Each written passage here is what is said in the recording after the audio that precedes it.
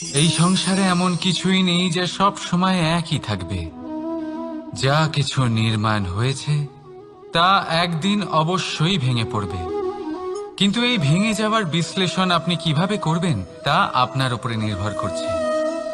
ওই আকাশের দিকে তাকান, ওই মেঘ, ওটাও ভেঙে পড়ে, কিন্তু নিজে ভেঙে পড়ার সাথে বর্ষাকে তৈরি করে যায়। মাটির ডেলা অবশ্যই ভেঙে পড়ে, কিন্তু ব্যবহারযোগ্য মাটির রূপ নিয়ে। এই ধরিত্রীর বুকে কোনো এক বীজ যখন ভেঙে পড়ে, তখন ধরিত্রীর উপর এক বিশাল আকারের বৃক্ষ নির্মাণ করে। যদি জীবনে কিছু ভেঙে পড়ে, তাহলে নিরাশ হয়ে পড়বেন না, নিজের সাহস হারাবেন না। ধনাত্মক দৃষ্টিভঙ্গি দিয়ে দেখতে চেষ্টা করুন। মনে করুন, নিয়তি নিশ্চয়ই আপনার জন্য আরো ভালো কিছু ভেবে রেখেছে, যা ভবিষ্যতে আপনার প্রতীক্ষা করছে। ধনাত্মক চিন্তা ভাবনা করতে থাকুন, তারপর দেখবেন শ্রেষ্ঠ রচনা নিজেই তৈরি হবে। রাধা রাধা। চলতে থাকা, থেমে যাওয়া, বিশ্রাম নেওয়া, তারপর দম নিয়ে পুনরায় দাঁড়িয়ে পড়া, আর তারপর আবার সেই পথ চলা। এটা জীবনের অভিন্ন এক অঙ্গ, এটার থেকে আপনি পালাতে পারবেন না। কিন্তু এই অঙ্গকে আপনি নিজের জীবনে কিভাবে প্রয়োগ করবেন, কিভাবে তাকে কাজে লাগাবেন, সেই সিদ্ধান্ত আপনাকে নিতে হবে। যারা হেরে যান তারাও জীবনে থমকে যান, আবার যারা জেতেন তারাও দাঁড়িয়ে পড়েন। যারা হেরে যান তারা হাঁপিয়ে দাঁড়িয়ে পড়েন, যারা জিতে যান তারা দাঁড়িয়ে পড়েন সেই সর্বোচ্চ স্তরে পৌঁছে গিয়ে। এবার দাঁড়াতে তো আপনাকে হবেই, তা হতেই হবে। কিন্তু কখন কিভাবে দাঁড়াবেন, ক্লান্ত হয়ে নাকি সর্বোচ্চ স্তরে পৌঁছে গিয়ে, সেই সিদ্ধান্ত আপনার।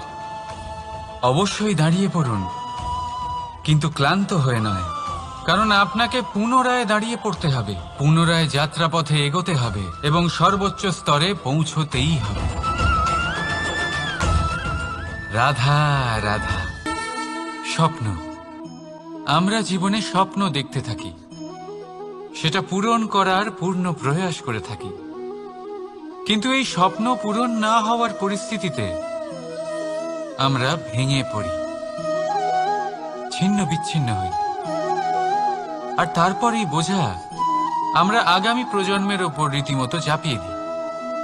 আমরা এটাই মনে করি যে আমরা যেটা হতে পারিনি সেটা আমাদের সন্তান অবশ্যই হবে। আমরা যা কখনো পাইনি আমাদের সন্তান অবশ্যই তা পাবে। এটা যে অনুচিত সেটা আমরা ভাবি না, কিন্তু এটা ভুল, আর এই ভুল আমরা সকলেই করে থাকি। সন্তান প্রকৃতি আর পরমাত্মার আশীর্বাদ। ওদের ভেতরে তাদের নিজের একটা অস্তিত্ব লুকিয়ে থাকে, সেটা মন দিয়ে দেখুন তো। আপনি শুধু ওই সন্তানকে জন্ম দিয়েছেন, কিন্তু ওর জীবন আপনার নয়। তাই নিজের সন্তানের সাথে থাকুন, সময় কাটান, ওদেরকে ভালোবাসুন, সবসময় প্রেরণা দিন, কিন্তু প্রেরণা দিন ওর নিজের অস্তিত্বকে বাড়ানোর জন্য, ওর নিজের স্বপ্ন পূরণ করার জন্য, আপনার স্বপ্ন পূরণ করার জন্য নয়। ওদের অস্তিত্বকে পূর্ণাঙ্গে বৃদ্ধি পেতে দিন। রাধা রাধা। এই পুকুর দেখছেন আপনি, পুকুরের জল কখনো প্রবাহিত হয় না, একই স্থানে জমে থাকে, আর সেই কারণে কিছুদিন পর ময়লা হতে শুরু করে। কিন্তু তাও আমরা একে ত্যাগ করি না, আমরা তবুও একে পুজো করি। শুধুমাত্র এই কারণে নয় যে অতীতে সে আমাদের তৃষ্ণা মিটিয়েছে, কিন্তু এই কারণেও যে যদিও বা সে ভবিষ্যতে আমাদের তৃষ্ণা না মেটায়, কিন্তু প্রয়োজন হলে আগুন অবশ্যই নেভাতে পারে।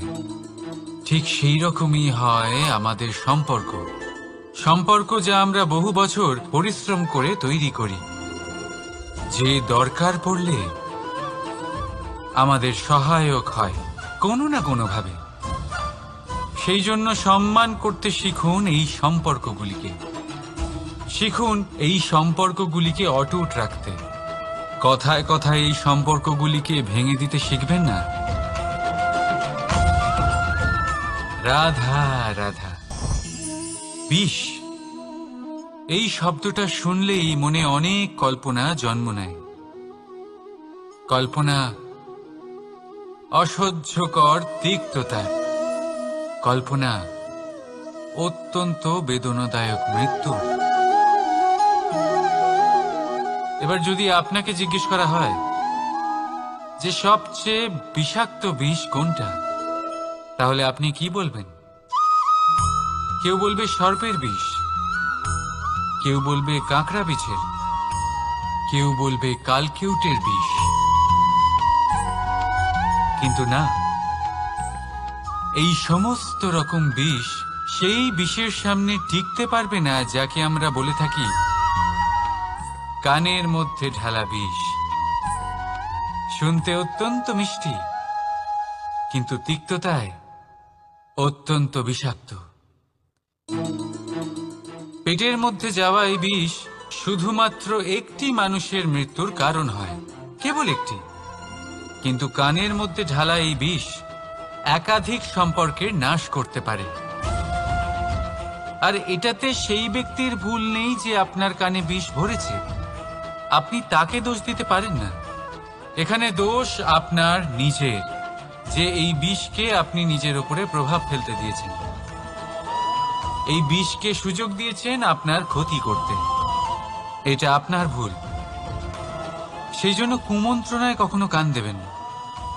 আপনার মনে ভালোবাসার দৃঢ়তা জাগিয়ে তুলুন আর নষ্ট করে দিন এই সংসারের সমস্ত বিষের প্রভাবকে। রাধা রাধা।